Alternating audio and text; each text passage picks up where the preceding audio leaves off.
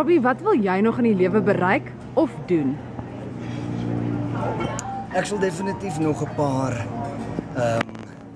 lekker rolprente wil maak. 'n Paar comedies en miskien 'n paar action movies.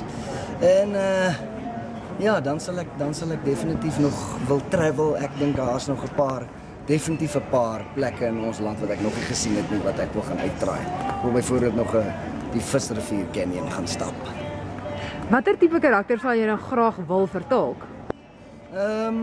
Ek sal sê ek sal definitief miskien 'n bad guy wil speel. Sometimes ek het al so een keer in 'n play, maar ek dink dit moet wel lekker wees om in 'n fliek 'n bad guy te speel. En dan miskien 'n action hero.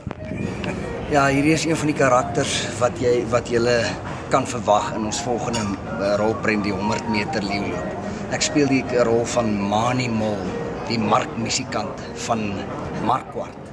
Nou, hoe was dit om die rol van Adam in Getroud met Rugby te vertolk? Dit was groot pret geweest. Dit was vir my 'n ander ervaring. Ek het ook gevoel dis 'n lekker karakter, jy weet, ek het 'n so computer nerd gehad. Ek moet sê die karakter was nogal baie soos ek self, behalwe vir die feit dat ek nie so baie computerkennis het soos Adam nie. Nou, Robbie, jy's enkellopend, so al die meisies sal seker wil weet of jy jou ideale meisie vir ons sal kan beskryf. Dit is vir my altyd een van die moeilikste vrae daai, want wat is 'n ideale meisie? Of sy nou donker hare of ligte hare of blond is, solank sy net oulik is en ja, sy moet goeie sin vir humor hê. Wat ek gehoor het van die 100 meter leeuloop, onthou ek ook een keer op 'n publieke toilet ryte van die wyntjie gesit en sing het. Die iemand skielik 10 jaar of R10 onder die deur stop.